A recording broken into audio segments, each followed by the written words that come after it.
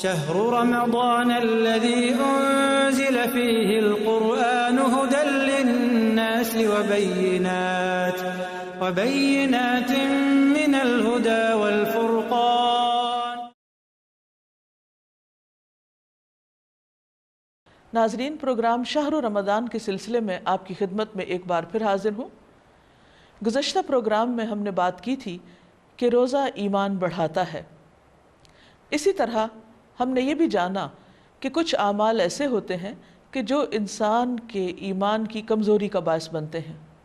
آج ہم اسی موضوع پر مزید کچھ گفتگو کریں گے۔ سب سے پہلے تو یہ کہ خود نبی صلی اللہ علیہ وسلم نے ایمان کی تعریف کیا کی ہے۔ ایک حدیث مبارکہ میں آتا ہے کہ آپ صلی اللہ علیہ وسلم نے فرمایا، الایمان ان تؤمن باللہ والیوم الآخر والملائکۃ والکتاب والنبیین وتؤمن بالموت وبالحیاة بعد الموت وتؤمن بالجنة والنار والحساب والمیزان وتؤمن بالقدر کلہ خیرہ وشرہ۔ جبریل علیہ السلام نے جب نبی صلی اللہ علیہ وسلم سے پوچھا کہ ایمان کیا ہے، تو آپ نے فرمایا کہ اللہ پر، یوم آخرت پر، ملائکہ پر، کتابوں پر، نبیوں پر، موت پر اور موت کے بعد کی زندگی پر، جنت اور جہنم، حساب اور میزان اور ہر اچھی بری تقدیر اللہ کی طرف سے ہونے کا یقین رکھو۔ یعنی ان تمام چیزوں پر ایمان لانا ضروری ہے۔ حقیقت یہ ہے کہ جب ان تمام چیزوں پر ہمارے دل میں پکا یقین ہوتا ہے ان کی سچائی کا، ان کے وجود کا، تو اس سے ہماری پوری شخصیت پر اثر پڑتا ہے۔ یہ ہو نہیں سکتا کہ ان حقیقتوں کو ماننے والا اور نہ ماننے والا برابر ہوں۔ حقیقی ایمان ہی وہ ہے کہ جو انسان کے عمل کو بدل دے۔ ایمان چونکہ دل میں ہوتا ہے اور دل باقی تمام اعضاء کا رہنما ہوتا ہے، اگر دل کے اندر ایمان پختہ ہو تو تمام شخصیت کے اندر ایک ایمانی قوت جھلکتی نظر آتی ہے۔ تو آئیے ہم دیکھتے ہیں کہ ایمان کس طرح ہمارے دل کے اندر ہوتا ہے اور اس پر کیسی کیسی تبدیلیاں آتی ہیں، اور پھر وہ کس طرح ہماری زندگی کے باقی اعمال پر اثر انداز ہوتا ہے۔ ایک روایت میں آپ صلی اللہ علیہ وسلم نے فرمایا، یقیناً ایمان تمہارے پیٹوں میں اس طرح پرانا ہو جاتا ہے جس طرح کپڑا پرانا ہو جاتا ہے، سو تم اللہ سے سوال کرو کہ وہ تمہارے دلوں میں ایمان کی تجدید کرتا رہے، یعنی تمہیں ایمان نئے سے نیا، بہتر سے بہتر عطا کرے۔ گویا انسان کو اپنے ایمان کو ہمیشہ تر و تازہ رکھنے کی ضرورت ہے۔ یہ نہیں کہ ایک دفعہ ہم نے لا الہ الا اللہ پڑھ لیا یا جن حقیقتوں کو ماننے کے لیے کہا گیا ہے ان تمام کو ہم زبان سے کہہ دیں کہ ہم نے مان لیا، اور اس کے بعد پھر اپنی گزشتہ زندگی پر جس طرح ہم چل پھر رہے ہیں، جو بھی ہمارے روزانہ کے معمولات ہیں انہیں میں مشغول ہو جائیں۔ نہیں، مومن اور غیر مومن میں ایک بہت بڑا فرق ہوتا ہے۔ اور پھر ایمان صرف ایک حالت میں بھی نہیں رہتا، اسی طرح مومن صرف ایک حالت میں نہیں رہتا، مومن ہر دن ترقی کرتا رہتا ہے۔ اسی طرح اگر ایمان بڑھے نہ تو پھر اندیشہ ہوتا ہے کہ وہ گھٹنے کی طرف نہ چلا جائے۔ اس لیے انسان کو ہمیشہ ایک شعوری زندگی گزارنے کی ضرورت رہتی ہے،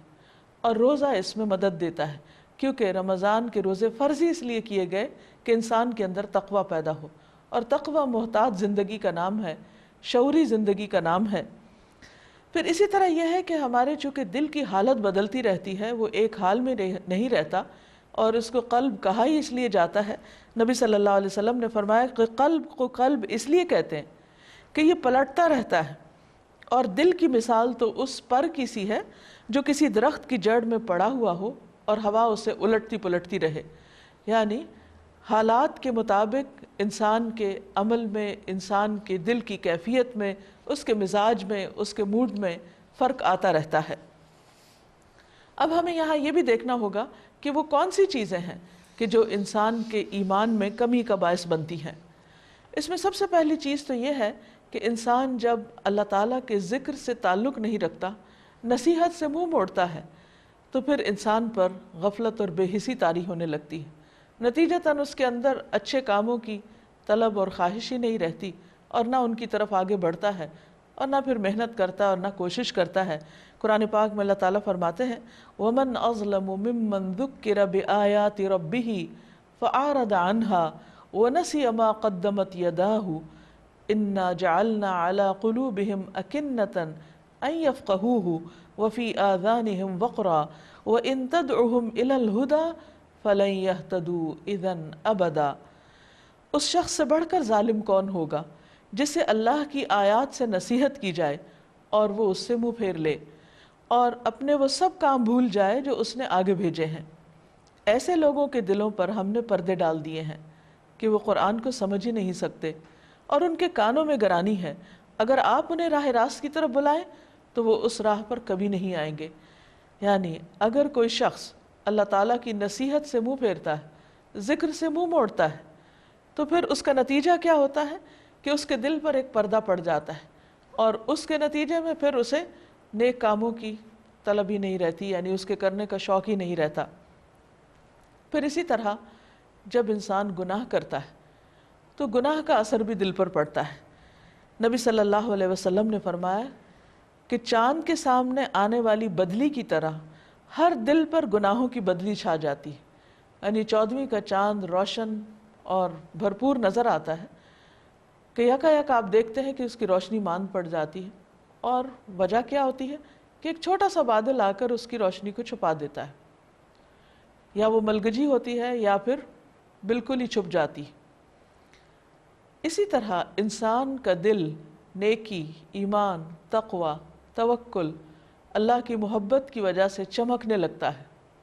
لیکن پھر انسان چونکہ انسان ہے، اس سے غلطیاں ہوتی ہیں، بھول چوک ہوتی، اگر وہ بھول جاتا ہے، کسی غلط کام میں پڑ جاتا ہے، تو اس سے اس کے دل کے اوپر ایک بدلی سی آ جاتی ہے جس سے ایمان کی وہ روشنی اور چمک ماند پڑ جاتی ہے، اس کا نور کم ہو جاتا ہے۔ فرمایا کہ چاند چمک رہا ہوتا ہے، اچانک اس کے سامنے بدلی آ جاتی ہے اور وہ تاریک ہو جاتا ہے۔ جب بدلی سامنے سے ہٹ جاتی ہے تو وہ پھر روشن ہو جاتا ہے۔ تو اب ضرورت اس بات کی ہے کہ ہم اپنے دل کا جائزہ لیتے رہیں، اور اگر کوئی بھی چیز اس کو تاریک کرنے والی پیش آ جاتی ہے تو اس سے دور جانے کی کوشش کریں، اور توبہ استغفار کے ذریعے اس گناہ کے داغ کو، اس اندھیرے کو ختم کریں اور واپس اپنی اصل حالت پر لوٹ جائیں۔ کیوں؟ اس لیے کہ دل پر ہی انسان کے باقی اعمال کا انحصار ہے۔ نبی صلی اللہ علیہ وسلم نے فرمایا جب کسی مسلمان سے کوئی گناہ سرزد ہوتا ہے تو اس کے دل پر ایک سیاہ دھبا پڑ جاتا ہے، اگر وہ استغفار کر لے تو دل پھر سے صاف اور روشن ہو جاتا ہے، ورنہ جتنے جتنے گناہ بڑھتے جاتے ہیں اتنے ہی سیاہ دھبے بڑھتے جاتے ہیں، حتیٰ کہ اس کے دل پر وہ زنگ چھا جاتا ہے جس کا اللہ تعالیٰ نے قرآن حکیم میں ذکر کیا ہے، کَلَّا بَلْ رَانَ عَلَىٰ قُلُوبِهِمْ مَا كَانُوا يَكْسِبُونَ، ہرگز نہیں بلکہ ان کے دلوں پر زنگ لگ گیا ہے ان اعمال کی وجہ سے جو وہ کرتے رہتے ہیں، اور اس وجہ سے پھر دل پر بے حسی طاری ہو جاتی ہے اور بے حس دل اللہ سے دور ہوتا چلا جاتا ہے۔ اس کے علاوہ بھی کچھ وجوہات ہیں کہ جو انسان کے دل کے نور کو کم کر دیتی ہیں۔ ان میں سے ایک نیکی کے کام سے پیچھے رہنا، سستی اور غفلت کرنا۔ ابو ہریرہ رضی اللہ عنہ بیان کرتے ہیں کہ انہوں نے رسول اللہ صلی اللہ علیہ وسلم کو ممبر کی سیڑھیوں پر فرماتے ہوئے سنا، یعنی آپ خطبے کے لیے اوپر جا رہے تھے اور فرما رہے تھے کہ لوگ جمعہ کی نماز چھوڑنے سے باز آ جائیں، ورنہ اللہ تعالیٰ ان کے دلوں پر مہر لگا دیں گے، پھر وہ غافلوں میں سے ہو جائیں گے۔ یعنی کچھ اعمال ایسے ہیں کہ جو انسان کے اوپر شدید قسم کے اثرات رکھتے ہیں۔ جو گناہ جتنا بڑا ہوتا ہے اس کا اثر بھی اتنا ہی زیادہ ہوتا ہے، اس کی چوٹ بھی اتنی ہی زیادہ لگتی ہے۔ اس لیے انسان کو فوری طور پر اپنے عمل سے، ایسے غلط کام سے توبہ کرنی چاہیے اور اصلاح کرتے ہوئے اس نیکی کی طرف لوٹ آنا چاہیے جو ایمان کے تقاضے کے طور پر ہم پر کرنا لازم ہے۔ پھر اسی طرح بعض اوقات ہم سمجھتے ہیں کہ زیادہ اچھے کام جتنے زیادہ کریں گے شاید اس سے ایمان اور زیادہ بڑھے گا۔ یہ درست ہے بات، اچھے کام ایمان کو بڑھاتے ہیں، دل کو روشن کرتے ہیں، لیکن کسی بھی چیز میں شدت اور کسی بھی چیز کی زیادتی انسان کے لیے نقصان دہ ہوتی ہے، خواہ وہ سونے میں زیادتی ہو، خواہ وہ کھانے پینے میں ہو، خواہ وہ ہنسنے میں ہو، کسی بھی چیز میں، حتیٰ کہ اگر نیک اعمال بھی انسان اپنی طاقت اور حد سے بڑھ کر کرنے لگتا ہے تو اس کے نتیجے میں بھی انسان تھک جاتا ہے اور پھر دل پر بے حسی طاری ہونے لگتی ہے. اس سے بھی پرہیز کرنا چاہیے. نبی صلی اللہ علیہ وسلم نے فرمایا، لوگو اتنے ہی عمل کیا کرو جتنی کہ تم میں طاقت ہو، کیونکہ اللہ تعالیٰ نہیں تھکتا مگر تم تھک جاؤ گے، اور اللہ کے نزدیک پسندیدہ عمل وہ ہے جسے پابندی سے ہمیشہ کیا جائے، خواہ وہ کم ہو. یعنی انسان مستقل مزاجی کے ساتھ اچھے کام کرے، اپنی کچھ اچھی عادات بنا لے، اپنے فرائض کی پابندی کرے، کچھ نوافل اپنے لیے مقرر کر لے، حقوق اللہ کی ادائیگی کرے، ساتھ حقوق العباد کا بھی خیال رکھے، اپنی ذات اور اپنے نفس کو بھی نہ بھولے، اپنے اہل و عیال اور اپنے رشتہ داروں کے بھی حقوق کا خیال رکھے. تو ایسا کرنے سے انسان کے اندر ایک اعتدال آتا ہے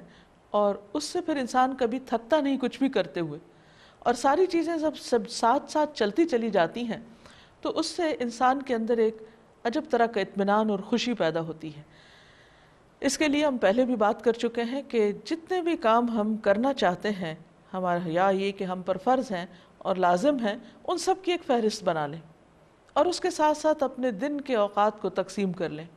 اور مختلف اوقات پر مختلف کاموں کو بانٹ دیں تاکہ ہم بہتر سے بہتر طور پر اپنے دن کو منظم کر کے بہترین کام کر سکیں.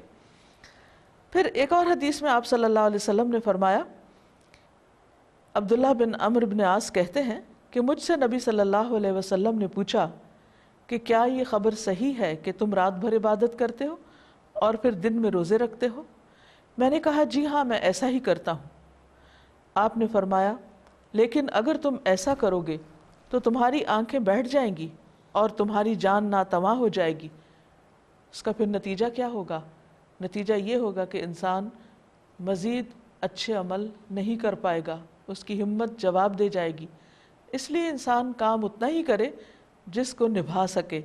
اور مستقل بنیادوں پر کرتا چلا جائے. اسی طرح یہ بات بھی یاد رکھنی چاہیے کہ انسان اگر مشکل وقت میں اپنے رب کو نہیں پکارتا، اس کی طرف رجوع نہیں کرتا، تو اس پر بھی رب ناراض ہوتا ہے اور انسان کے اندر ایک بے حسی سی آ جاتی ہے،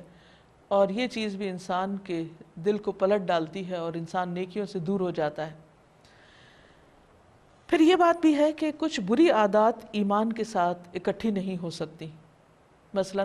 حسد اور بخل. حدیث میں آتا ہے لا یجتمعان فی قلب عبد الایمان والحسد. نبی صلی اللہ علیہ وسلم نے فرمایا کسی بندے کے دل میں ایمان اور حسد دونوں چیزیں اکٹھی نہیں ہو سکتی. ایک اور روایت میں آتا ہے لا یجتمع شح و ایمان فی قلب رجل مسلم. کسی مسلمان کے دل میں ایمان اور بخل اکٹھے نہیں ہو سکتے، یعنی جب ایک چیز آتی ہے تو دوسری رخصت ہو جاتی ہے. اس کے برعکس کچھ چیزیں ایمان کے ساتھ ہی دل میں ہوتی ہیں، اگر وہ خصوصیت چلی جائے تو ایمان بھی چلا جاتا ہے، اور وہ ہے حیا. ایک روایت کے مطابق کہ ایمان اور حیا ساتھ ساتھ ہیں، اگر ایمان چلا جائے تو حیا بھی چلی جاتی، اور اگر حیا چلا جائے تو ایمان بھی چلا جاتا ہے. اسی طرح کچھ بیرونی اسباب بھی ایسے ہوتے ہیں جو انسان کے دل پر، اس کے ارادوں پر، اس کے عمل پر اثر انداز ہوتے ہیں، جن میں سے نمبر 1 شیطانی وسوسے ہیں، کیونکہ شیطان نے یہ کہا تھا کہ فَبِمَا أَغْوَيْتَنِي لَأَقْعُدَنَّ لَهُمْ صِرَاطَكَ الْمُسْتَقِيمَ ثُمَّ لَآتِيَنَّهُمْ مِنْ بَيْنِ أَيْدِيهِمْ وَمِنْ خَلْفِهِمْ وَعَنْ أَيْمَانِهِمْ وَعَنْ شَمَائِلِهِمْ وَلَا تَجِدُ أَكْثَرَهُمْ شَاكِرِينَ. کہ تو نے مجھے گمراہی میں مبتلا کیا تو اب میں بھی تیری سیدھی راہ پر گھات لگا کے بیٹھوں گا، پھر انسانوں کو آگے سے، پیچھے سے، دائیں سے، بائیں سے، غرض ہر طرف سے گھیروں گا، اور تو ان میں سے اکثر کو شکر گزار نہ پائے گا. بہرحال شیطان تو اپنی اس کوشش میں لگا رہتا ہے کہ انسان کو گمراہ کرے اور انسان کے دل پر قابض ہو کر اس کو اپنے کنٹرول میں لے لے، اور اس طرح وہ انسان سے اپنی مرضی کے کام کرا کے اپنے راستے پر اس کو لے جائے. لیکن ہمیں اس پر اچھی طرح چوکنا رہنا ہے اور اپنے دشمن سے بچ کے رہنا ہے اس کے مقابلے کے لیے تیار رہنا ہے۔ شیطان کے علاوہ دنیا کے باقی فتنے بھی انسان کے لیے اس کے ایمان میں کمزوری اور بعض اوقات ایمان کے ختم ہونے کا بھی سبب بن جاتے ہیں۔ نبی صلی اللہ علیہ وسلم نے ایک موقع پر فرمایا، مجھے تمہارے متعلق محتاجی سے ڈر نہیں لگتا، مجھے تو اس کا خوف ہے کہ دنیا تم پر بھی اسی طرح کشادہ کر دی جائے گی جس طرح تم سے پہلوں پہ کشادہ کی گئی، یعنی تمہیں خوب مال و دولت ہاتھ آئے گا، پھر پہلوں کی طرح تم بھی اس کے لیے رغبت کرو گے، یعنی تمہاری بھی محبت اور خواہش اس مال اور دنیا کے اندر چلی جائے گی، اور جس طرح وہ ہلاک ہوئے تم بھی ہلاک ہو جاؤ گے۔ تو گویا دنیا کی محبت انسان کے ایمان میں کمی کا باعث بنتی ہے، اور بعض اوقات اگر وہ محبت حد سے بڑھ جائے تو ایمان رخصت ہو جاتا ہے۔ اسی طرح قرآن مجید کی روح سے ہمیں پتہ چلتا ہے کہ انسان کے لیے مال اور اولاد دونوں ہی فتنہ ہیں، آزمائش ہیں۔ اللہ تعالیٰ فرماتے ہیں انما اموالکم و اولادکم فتنہ واللہ عندہ اجر عظیم، بے شک تمہارے مال اور اولاد فتنہ ہیں اور اللہ تعالیٰ کے پاس بہت بڑا اجر ہے۔ یعنی اگر انسان اس دنیا میں رہتے ہوئے مال اور اولاد کے بیچ میں بھی اللہ کو یاد رکھتا ہے، اللہ کی اطاعت کے کام کرتا ہے، اپنے فرائض کو ادا کرتا ہے، تو پھر مال اور اولاد نقصان نہیں دیتے۔ یہاں بات اس چیز کی ہو رہی ہے کہ انسان اللہ کو بھول کر، اپنے فرائض کو بھول کر صرف ان چیزوں کے پیچھے لگ جائے تو یہ چیز انسان کے لیے نقصان دہ ہو جاتی ہے۔ پھر اسی طرح ایک اور جگہ پر آپ نے فرمایا کہ 2 بھوکے بھیڑیے اگر بکریوں میں چھوڑ دیے جائیں تو وہ اتنا فساد اور خرابی نہ کریں جس قدر مال اور جاہ کی حرص انسان کے دین کو خراب کرتی ہے۔ یعنی مال کے علاوہ ایک اور چیز جو انسان کے لیے بہت بڑا فتنہ ہے اور جو انسان کے ایمان کی دشمن ہے، وہ جاہ کی محبت ہے، عہدے کی محبت، اور یہ چیز بعض اوقات مال کی محبت سے بھی بڑھ جاتی ہے۔ ان تمام فتنوں سے بچنے کے لیے، اپنے ایمان کی حفاظت کے لیے، اپنے دین کی سلامتی کے لیے ضروری ہے کہ انسان ایسے طریقے اختیار کرے کہ جس سے اس کا ایمان محفوظ رہے۔ ان میں سے خاص طور پر اچھے لوگوں کی کمپنی، اچھی مجلس، نیک صحبت، اچھی دوستی انسان کو بہت فائدہ دیتی ہے۔ حدیث میں آتا ہے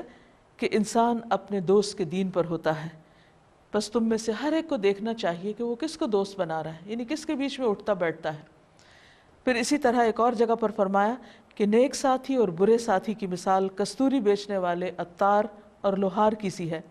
کستوری بیچنے والے کے پاس سے تم 2 اچھائیوں میں سے ایک نہ ایک ضرور پالو گے، یا تو خوشبو ہی خرید لو گے ورنہ کم از کم اس کی خوشبو ضرور پاؤ گے، لیکن لوہار کی بھٹی یا تمہارے بدن اور کپڑے جھلسا دے گی ورنہ بدبو تو تم اس سے ضرور پاؤ گے۔ یعنی یہ ہو نہیں سکتا کہ انسان جس مجلس میں ہو، جس صحبت میں ہو، پھر اس کا رنگ اس پر نہ چڑھے۔ تو اللہ تعالیٰ سے دعا ہے کہ وہ ہمیں ایسے وسائل اور ایسے ذرائع عطا کرے، ایسے مواقع عطا کرے کہ جس سے ہمارا ایمان مضبوط ہو، ہمارا دین سلامت رہے، اور ہم اللہ رب العزت سے اس حال میں ملاقات کریں کہ وہ ہم سے راضی ہو جائے اور ہم اس سے راضی ہوں۔ وآخر دعوانا ان الحمد للہ رب العالمین۔ السلام علیکم ورحمۃ اللہ وبرکاتہ۔ شهر رمضان الذي أنزل فيه القرآن هدى للناس وبينات من الهدى والفرقان